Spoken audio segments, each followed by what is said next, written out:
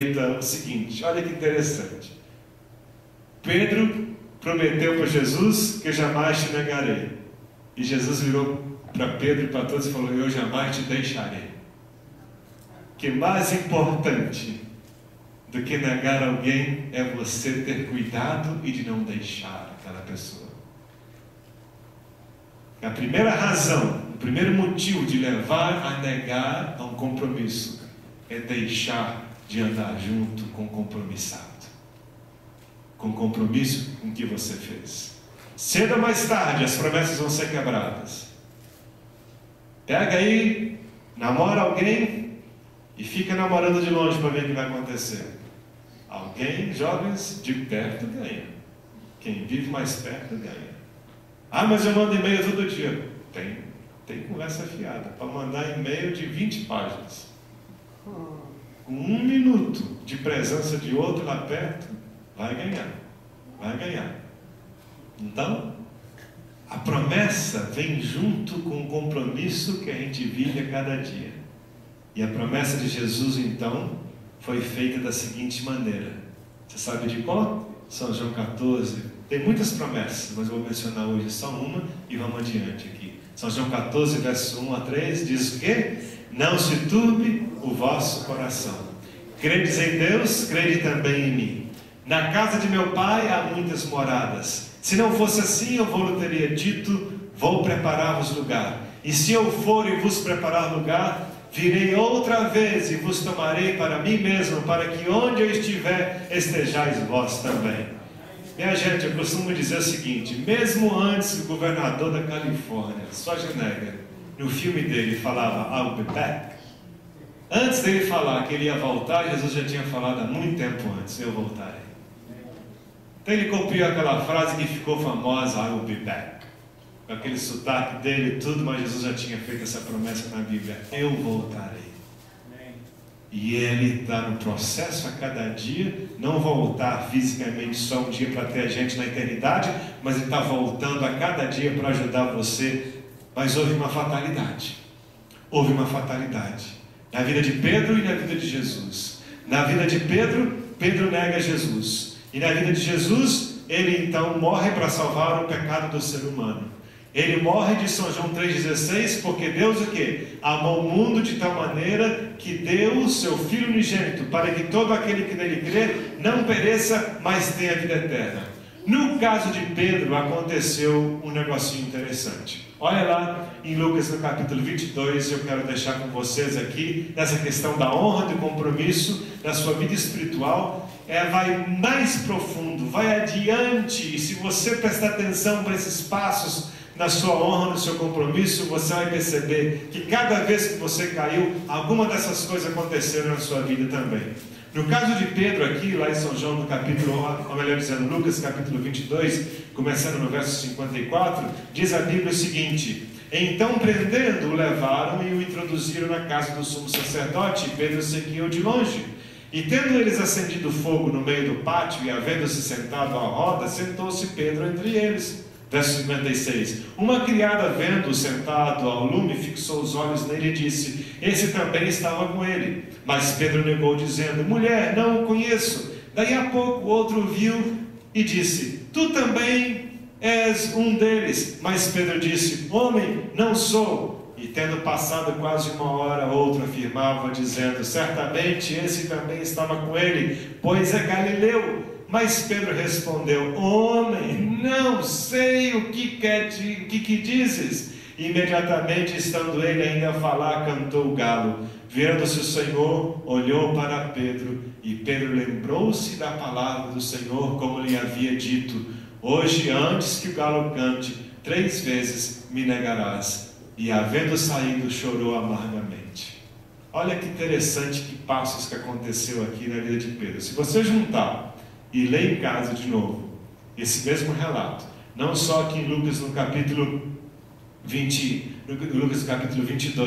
mas se você olhar em Mateus no capítulo 26, verso 69, se você olhar no livro de Marcos no capítulo 14, se você olhar no livro de João no capítulo 18, você vai encontrar o mesmo relato com algumas coisas, algumas nuances ali, uma coisa um pouquinho mais.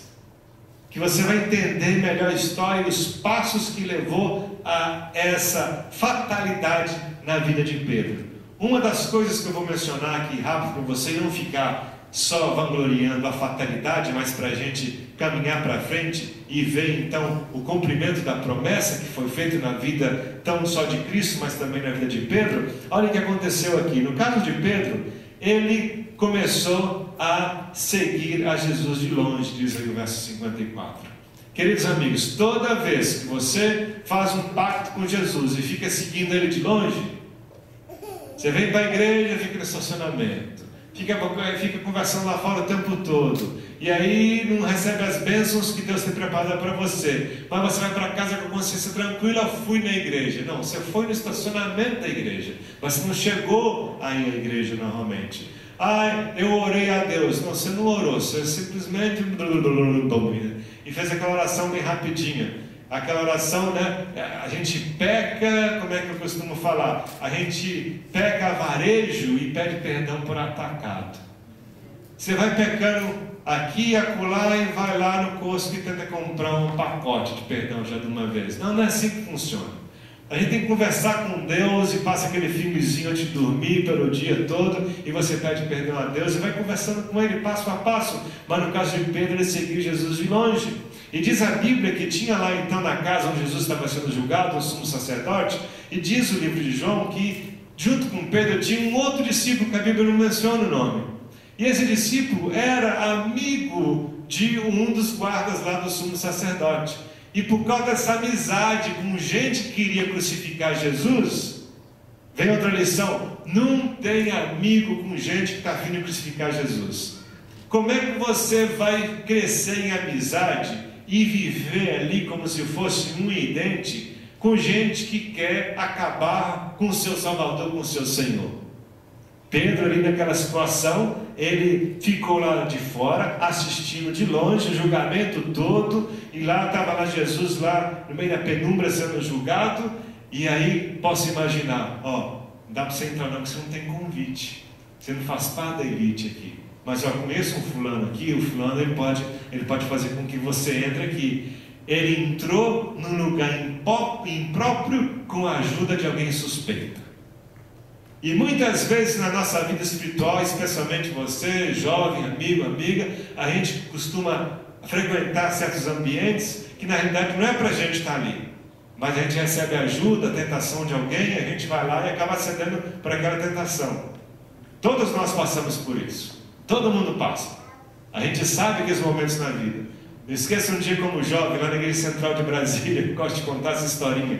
E a gente na Igreja Central de Brasília tinha um conjunto, a gente cantava quarteto e tudo, tinha um quartetinho legal pra caramba, uma harmonia assim, bem bacana que a gente costumava cantar. E quando terminou a programação de sábado, jovem, né? Às vezes tem esses baixos na vida, tiramos a roupa de sábado, tiramos a máscarazinha de sábado e fomos para um canto lá.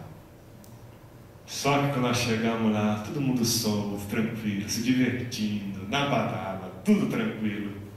E de repente todo mundo ali meio solteiro, só olhando em volta, as garotas bonitas em volta. E de repente um amigo, juntasse todos ali, quartetinho completo, vai chegando perto, querer fazer amizade com as moças que a gente achou lindas, maravilhosas lá naquela festa.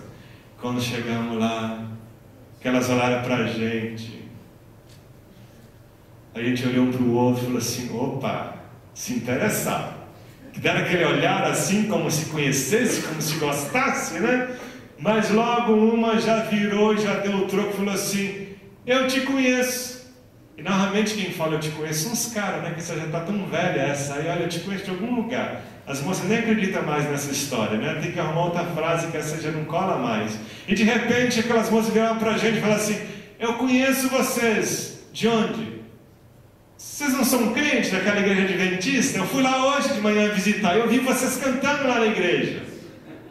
De repente o copo já passou para trás, e a situação já mudou, e todo mundo já começou a se ajeitar, porque agora já não era mais os galãs ali, mas era simplesmente um grupo de gente que todo mundo...